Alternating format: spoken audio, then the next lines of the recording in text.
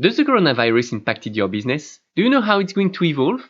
Maybe you feel anxious, or maybe you wonder how to turn this difficulty into an opportunity?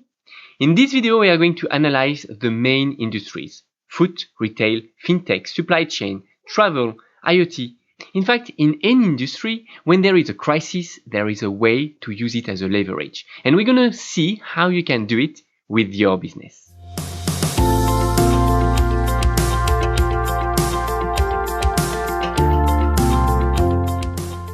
Welcome, I'm MyCTOfriend, founder and CEO at MyCTOfriend. Today it was announced the bars and restaurants were closing, and after considering all the people who were infected by the COVID-19, I thought about the opportunities that would rise. Millions of people stuck at home, not able to travel or even to work anymore, and with lots of free time. Actually, not only brick and mortar business were impacted, but the entire world. Healthcare, sports, finance, supply chain, retail, travel, food, but also tech industries like IoT, AI, etc. We might think that they are winners who will grow naturally and losers who will shrink. But in fact, it's more about awareness and opportunities. I see that from a very simple angle. Some will act upon the crisis and adapt themselves, while others will just wait for the crisis to pass. Let's see how you can take advantage of such a situation, starting by the obvious one, the healthcare industry. The healthcare industry will definitely boom, and it's the biggest market to join in, especially if you already have some assets that can be useful to the end users. You could invent some new decontamination devices, test devices, new food supplements, or simple protections, anything that can help to fight the virus or help people recover faster. I am not worried about this market. It will certainly thrive for at least 5 years from now. Now, the next one I want to touch on is the finance industry or the fintech industry. The evolution in this industry will definitely depend on the offer positioning. In fact, we can identify two main trends. First, we're going to have a steady increase in the number of electronic transactions. That's great. More usage, new usage, etc. But I guess that most of the benefits will go to the companies that are already in place. The second trend is that because of the recession and the mistrust, the amount of money transferred will decrease, and the financial market will definitely be challenging. So the goal, no matter what market you are in, is to update your customers' priorities chart, and also be as much ethical as possible. You have probably seen this picture on social media. Since the coronavirus, customers' priorities have changed. Things that were important in the past, like cars or the fashion industry, might not be that important today. So the main lesson we can learn from this crisis is that things changed, and we do not have control over them. But what you have control of is how you react to unpredictable events. And that leads me now to talk about the supply chain industry. This industry is really impacted in two different ways. The global reduction of the number of items shipped all over the world, which means many opportunities to make transportation safer, new compliance to be met, and there are lots of new upcoming techniques that will fight the virus contagion, especially on the end customer delivery process. So, if you are in this industry, I would definitely draw the customer priority chart to see what changed and how to add something new that others don't have yet. Next industry is the retail industry. Retail industry are facing major challenges because doing shopping will not be risk-free anymore. And I'm not only talking about money-wise. So it opens opportunities to amazing ideas to develop, like tools to disinfect goods instantly in shops, tools to regulate traffic, to try things on virtually, to identify them before coming to the shop, or to delivering, or to drop shipping, etc. We will soon see some brand new customers' behaviors, in store and online as well. In fact, there isn't any difference now between customers' experience and e-commerce anymore. For clothing brands, for example, we have to transform again the customer's needs into pleasure points.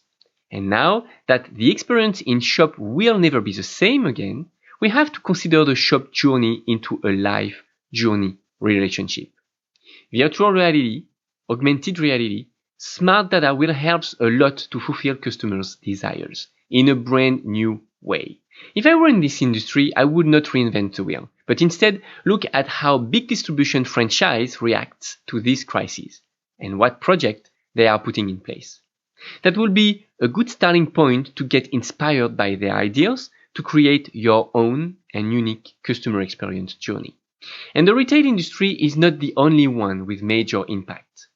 In fact, the travel and tourism industry is among the most impacted ones. Traveling is not essential to survive. It's a leisure need. The first new dimension to this industry will be through virtual reality. Yes, people will still need to travel, but they will now consider using a virtual tool first before investing in a real trip. If we take how Airbnb react as an example, they launched the online experience, plus monthly stays and offer dedicated to the coronavirus crisis. That's how you can and should react to any unpredictable event. And don't be afraid of the virtual thing.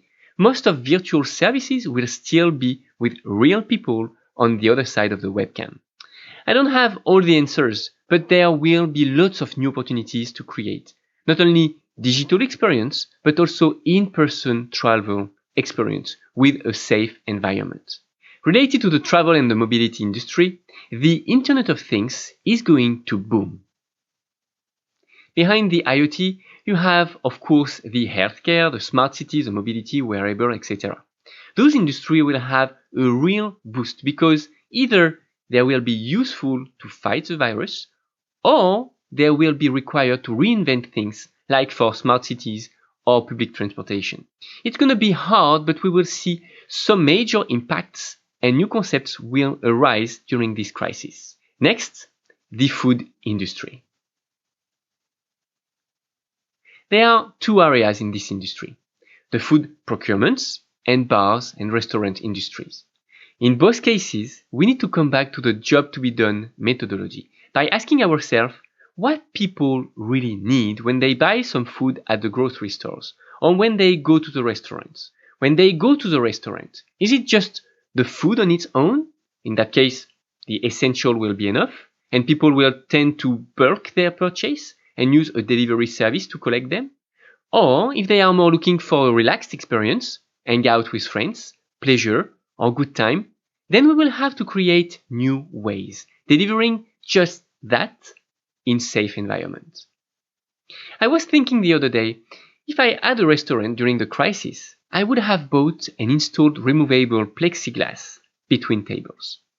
Actually, a bit of research led me to figure out that an Italian company already imagined plexiglass solutions, and I expect them to skyrocket in the upcoming months.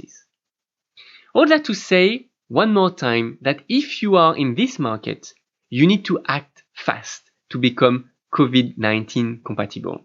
And if not possible, create something with the asset you have. Last idea I have, if you own a restaurant or if you have a restaurant, could be in a restaurant box. A box that could have the size of a microwave oven with warm and cold cases, with a meal ready to eat and with nice plates. Everything to reproduce the restaurant experience, but at home. And then restaurant could get back the box the next day or a few hours later. I just covered here a few examples of what's possible and what will happen in the upcoming weeks, months, and years. So remember the essential of this video. Analyze how large companies, startups react in your industries. Create the customer's priority charts. Identify how to fulfill new needs with current constraints, and just get action. I hope this video was useful to help you improve your current business model. And if that's the case, just leave us a comment, like, share, and subscribe. And don't forget to click on the notification bell icon on our latest video updates.